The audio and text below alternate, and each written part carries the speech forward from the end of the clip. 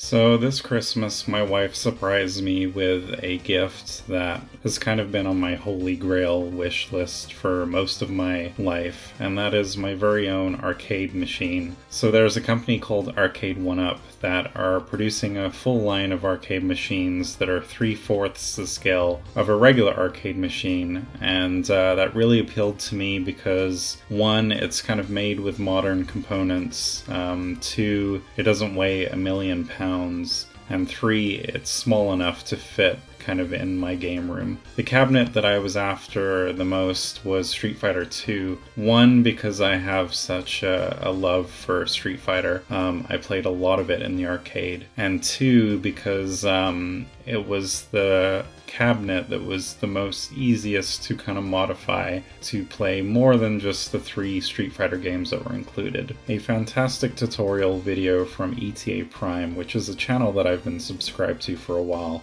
gave me the confidence to modify my own cabinet. The difference between what I did and what he did, I wanted to keep my machine as stock as possible, so I kept the existing joysticks. I purchased these USB encoders so I could use the existing joysticks but convert them to a USB connection that would plug into my Raspberry Pi. The instructions were pretty straightforward. It was just a matter of taking these plugs and plugging those into this USB encoder. As far as I can tell, it looked like the Street Fighter cabinet that I got had a newer version of the joystick that had the 5-pin connector. So everything was really plug and play. It was just a matter of taking the wires from that board and plugging it into the new board. Once I had everything kind of wired up, I tested it on my Raspberry Pi and it showed up just like any USB controller, and I was able to configure the controls. I mapped my controls. I only had 5 buttons and I reserved one for the hotkey and the select. Pretty straightforward process. And once one controller was done, I just repeated the process for the second controller and plugged that in, and sure enough it detected that there were 2 controllers available.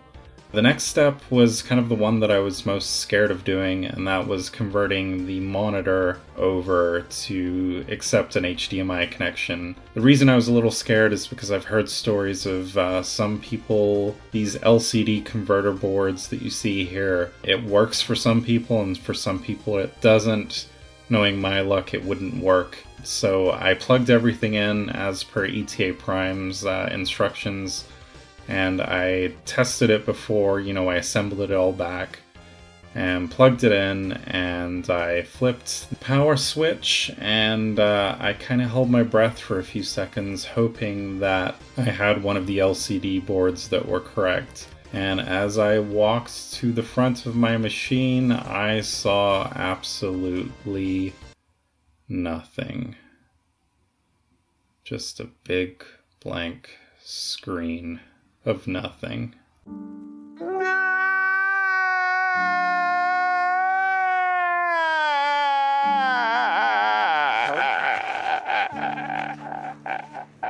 So I then checked all the cabling, and sure enough the HDMI cord wasn't pushed in all the way. As soon as I did that, it came to life and everything was working great. Because again, I wanted to keep mine as stock as possible, I mounted stuff with double-sided Velcro. That makes it really easy to put this thing back to the normal state that it came in. But for now, I have a great little machine that basically can play any arcade game that I want. I also plugged in a external speaker just using the headphone jack in the Raspberry Pi, which allows me to control the volume, and that works great. So yeah, thanks for watching this video. Hopefully I helped you if you were looking at modding your own machine. And if you liked this video, please subscribe to the channel and check out my video game podcast at secondplayerpressstart.com.